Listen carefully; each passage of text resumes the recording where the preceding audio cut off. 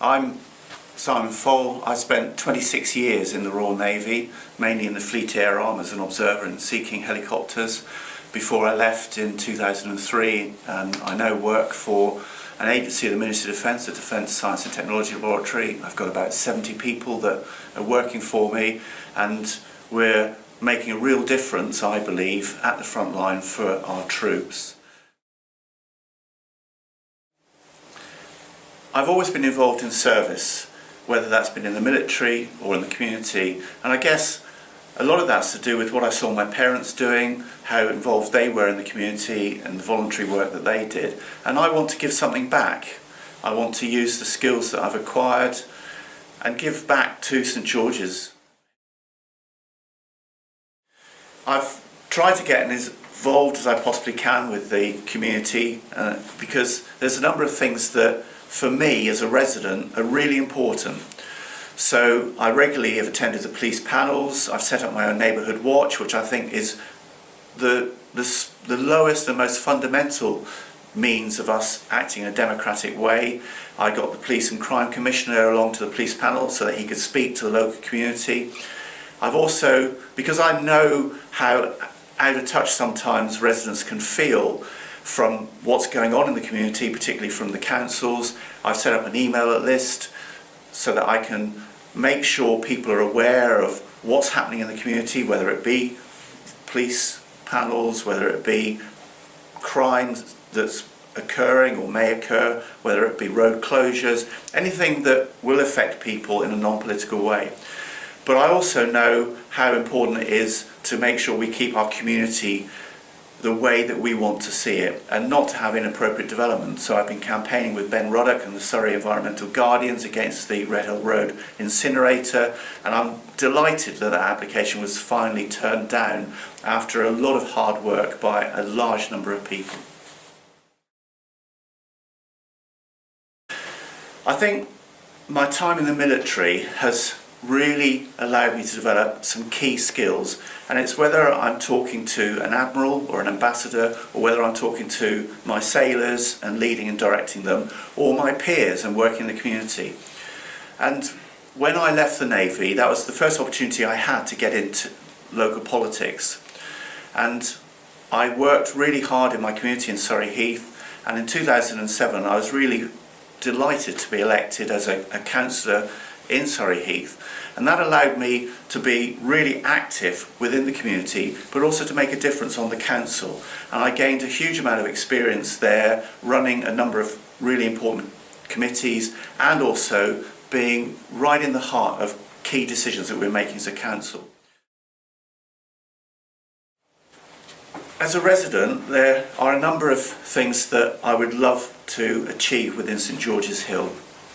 And the three things, and some of them are tough, but the three things that I would want to concentrate on, one is the development within the area and making sure that we only allow appropriate development. The other is around the town centre and making sure that's a place people want to come and visit. And then finally, it's around the station area. I really think that there's more we can do to develop that area to make it much easier for traffic flow, for instance, and to get the best out of it. So, with respect to development, we all want to maintain the character of our area, and I think St George's Hill has got a wonderful character, and it's really important that we use the position that we hold as councillors to prevent any inappropriate development, but at the same time to look for areas where we can continue to build some homes for our local community, because we need to do that so that our young people can find affordable homes. So that's one thing that I think is really important. The second is the town centre. Weybridge is a lovely place, it's got real character, but I think that it needs a little bit of tidying up. It needs to be a more welcoming place. And if we get more people into Weybridge, we will find it's a more prosperous place. We'll have different shops there, more shops, and we'll have a better choice ourselves. And I think as a councillor, we can do a lot more working with the county council as well as the borough council and the local businesses, a number of whom I've already been in discussion with, to try and make Weybridge a town that we are really proud of. And then thirdly, around the station, the traffic there is often a nightmare. The road layout in the junction is really difficult. The station area and parking can be difficult at times, and this is a difficult thing to do, and I'm not going to make any promises overnight, but I do think there are things that we can do to change the traffic flow there to make it better, and I'll work with the county and the borough to see what we can do in that particular area, because that's something that as a resident I'm really keen to see it improvement. There's a balance, because I'd like to live a long time, and so there are some animals that live a long time, like turtles, and then there's other animals that are very powerful and therefore are less threatened. So being a lion or a tiger or a cheetah, that type of animal attracts me as well. And if I was to look at domestic animals, I think I'd much rather be a cat than a dog, because a cat's got that sense of independence and not quite disdain, but is very much their own animal and wants to get on and do their own thing, but knows where their home is, whereas a dog is quite different from that. So if I had to choose from all of those, I guess I'd choose a big cat, a cheetah. I would say that there's two reasons. One is around my experience, which I've already outlined, and I'll pick some things, but actually the real reason is because I believe in politics, and I'm really disappointed with what I see at the moment. And I understand the disenchantment that people have with politics, with politicians, and I'd really want to make a difference there, and I hope to inspire people to actually get involved in the political process, because people are withdrawing from it.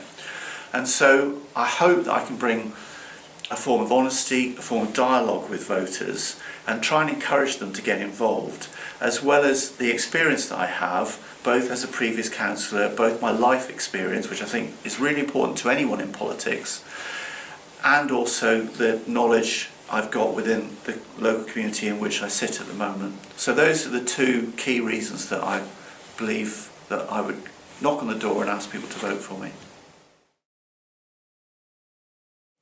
I guess that I've got three passions, but they're each in different areas, if you like.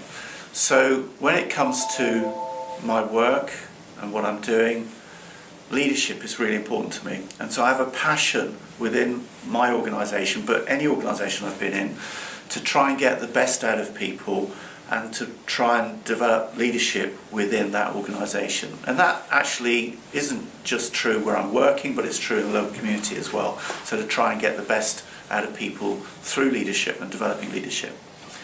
The other thing that I'm really passionate about is playing bridge.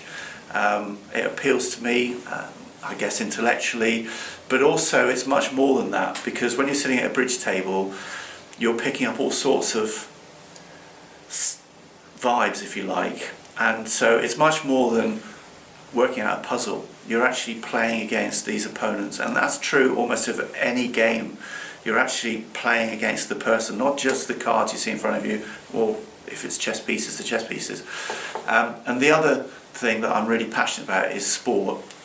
At the moment I still play squash and I still go running, and squash has always been a real passion of me. I realise there will come a time when I have to stop playing squash, but it's not yet, even if I'm disappointed with my ability that I'm not beating the people that I used to. But it's staying fit, getting involved physically and competitively, particularly on a squash court, but it might be running, it might be swimming.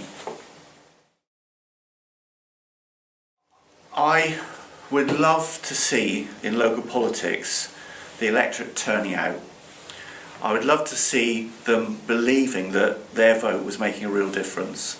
And so rather than having 28-32% of people voting in a local election, or 12 or 15% for the Police and Crime Commissioner, which is really very poor, I'd love to see people committed and coming out and making a difference, and realising that actually they can do that, not just at the ballot box, but also in conversation with their borough councillor or their county councillor. And I'd love to have that two-way flow of information, that ability to really get next to each of the voters. And it's not a criticism of the voters, actually, it's a criticism of the politicians. Because at the moment people aren't voting because I think they don't think the politicians make a real difference to their lives. And there's some truth in that. I hope that the Tories are changing that because they're trying to devolve power down to the local councils as much as they can. But that's always a challenge for a government. I think it's also the politicians' fault that they just don't get out enough. They need to converse with the people.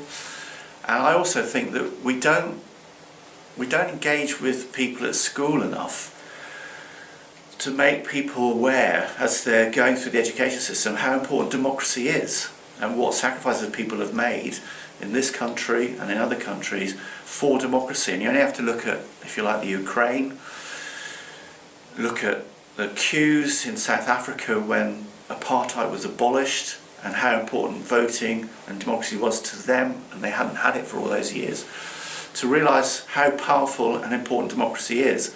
But we're not getting that message across, and we've got to do more and do something about that.